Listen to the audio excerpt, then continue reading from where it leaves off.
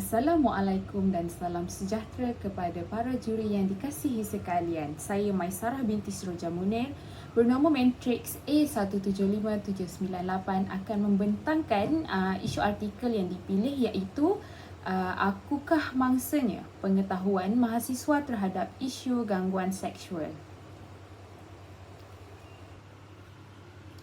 Isu gangguan seksual bukanlah satu perkara yang baharu kerana ia telah berlaku sejak zaman dahulu lagi, tetapi mengapa masih ramai mangsa gangguan seksual tidak melaporkan kepada pihak berkuasa, bahkan ada di antara mereka yang tidak mengetahui sama sekali yang mereka adalah mangsa kepada gangguan seksual. Jadi dengan adanya artikel saya pada hari ini, kita akan melihat sejauh mana tahap pengetahuan mahasiswa terhadap isu gangguan seksual kerana mereka yang bakal didedahkan dengan dunia realiti di alam pekerjaan perlu memiliki ilmu yang mencukupi supaya mereka dapat menjaga kehormatan diri dan juga mengawal tingkah laku berisiko terhadap sebarang aktiviti tidak bermoral seperti isu gangguan seksual. Walaupun pihak kerajaan telah menyediakan aduan khas dan undang-undang yang termaktub bagi menangani isu gangguan seksual, tapi kenapa statistik yang ditunjukkan masih lagi berada di tahap yang tinggi? Jadi di sini menunjukkan bahawa golongan masyarakat memiliki pengetahuan yang sangat rendah, termasuklah golongan mahasiswa sendiri yang mungkin tak tahu dan kurang jelas dengan jenis-jenis gangguan seksual, sama ada di media sosial ataupun yang berlaku di tempat-tempat awam, serta terdapat segelintir di antara mereka yang masih lagi mengambil enteng dengan masalah ini serta menganggap remeh sehinggalah insiden gangguan seksual ini berlaku kepada diri mereka sendiri. Jadi, artikel saya pada hari ini akan menggunakan metodologi iaitu berasaskan kertas konsep khusus bertujuan untuk mengetahui pengetahuan gangguan seksual dalam kalangan mahasiswa. Jadi terdapat 3 perkara yang akan dibincangkan dalam isu ini iaitu definisi gangguan seksual, kajian literatur gangguan seksual dalam kalangan mahasiswa dan teori yang dipilih iaitu teori seksualiti. Jadi seterusnya kita akan teruskan dengan topik seterusnya iaitu perbincangan di mana kita akan melihat isu gangguan seksual ini dengan lebih mendalam dari segi definisi oleh beberapa pengkaji lepas. Seterusnya kita akan melihat kajian literatur atau kajian-kajian lepas yang telah dijalankan untuk mengupas isu gangguan seksual dalam kalangan mahasiswa, dan seterusnya teori yang dipilih iaitu teori seksualiti oleh Freud untuk melihat dan memahami sejauh mana gangguan seksual dalam kalangan mahasiswa dan kaitannya dengan teori ini. Seterusnya kita akan membincangkan dari segi definisi isu gangguan seksual.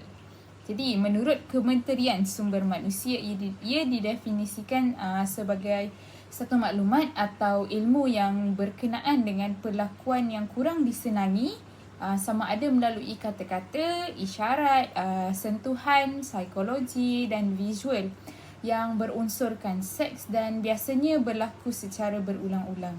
Dan menurut Hirsch 2015 pula, gangguan seksual ni adalah rangkaian tingkah laku yang meluas, termasuklah pandangan sepintas lalu dan gurauan yang tak sopan, bagi komen yang merendahkan mana-mana pihak jantina, serangan dari segi seksual dan tindakan fizikal yang ganas kepada individu.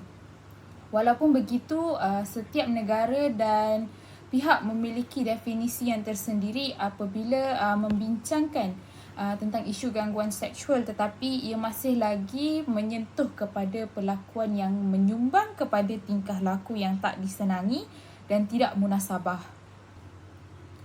Untuk melihat sejauh mana tahap pengetahuan gangguan seksual dalam kalangan mahasiswa, kajian-kajian lepas telah membuktikan bahawa golongan mahasiswa sering kali menjadi mangsa dan sasaran mudah oleh pelaku. Dapatan yang dilakukan oleh Sabita dan Rusimah menunjukkan bahawa terdapat sebanyak 80% daripada 108 buah universiti di Malaysia pernah mengalami situasi gangguan seksual paling kurang sekali dalam hidup mereka. Ini juga disokong oleh kajian yang dilakukan oleh Nur Aida pada tahun 2011 yang mendedahkan angka yang agak tinggi, iaitu sebanyak 75.1% di mana golongan prasiswazah mengalami situasi yang sama. Ini juga disokong oleh kajian-kajian lepas di luar negara yang menunjukkan pola yang sama terhadap isu gangguan seksual dalam kalangan mahasiswa, dan bukti menunjukkan bahawa 50% sehingga 90% golongan prasiswazah mengalami gangguan seksual ketika berada di institusi masing-masing. Seterusnya kita akan memahami teori seksualiti dalam isu gangguan seksual di kalangan mahasiswa. Teori seksualiti ini telah dikembangkan oleh Sigmund Freud pada tahun 1920 dan menurutnya tahap perkembangan seksualiti ini terbahagi kepada 5 peringkat, iaitu tahap oral, tahap anal, phallic, latency dan juga genitalia. Dalam teori ini telah membincangkan tentang perkembangan dan tingkah laku manusia yang didorong oleh kemahuan, kehendak dan kuasa seksualiti. Freud juga telah menyatakan bahawa seks adalah merupakan satu keperluan asasi yang perlu dipenuhi oleh manusia, tetapi mengikut cara yang betul dari segi undang-undang, peraturan, etika dan juga berlandaskan agama masing-masing. Sekiranya individu itu gagal untuk memenuhi keperluan seksual dalam kehidupan mereka, ia mampu meninggalkan kesan negatif. Contoh, dia boleh jadi antisosial, agresif, masalah tingkah laku, keganasan dan juga bertindak di luar kawalan. Jadi sekiranya individu itu yang mungkin tak boleh nak kawal desakan seksual dalam diri, akhirnya akan membutakan pemikiran rasional mereka dengan melampiaskan nafsu seksual tersebut kepada orang lain dan di tempat yang sepatutnya, dan akhirnya berlaku insiden gangguan seksual. Jadi secara rumusan, isu sosial seperti gangguan seksual ini tak seharusnya dinormalisasikan sebagai satu insiden yang biasa dalam kalangan rakan-rakan terdekat ataupun gurauan manja, walaupun ia telah menjadi isu sejak zaman dahulu lagi. Kurangnya pengetahuan terhadap isu ini akan menjadikan mereka menjadi golongan yang mudah menjadi sasaran kepada pelaku. Dengan adanya pendedahan daripada saluran yang betul, mahasiswa dapat mempelajari hak-hak mereka dengan lebih efektif. Diharapkan kajian-kajian yang membincangkan isu gangguan seksual ini dapat membuka mata masyarakat atau khususnya golongan mahasiswa yang menjadi mangsa gangguan seksual untuk tampil membuat tindakan lanjut dan mempertahankan diri serta maruah mereka dari perlakuan yang mampu mencemarkan maruah diri mereka. Sekian pembentangan saya untuk hari ini. Terima kasih di atas masa dan perhatian yang diberikan. Terima kasih dan Assalamualaikum.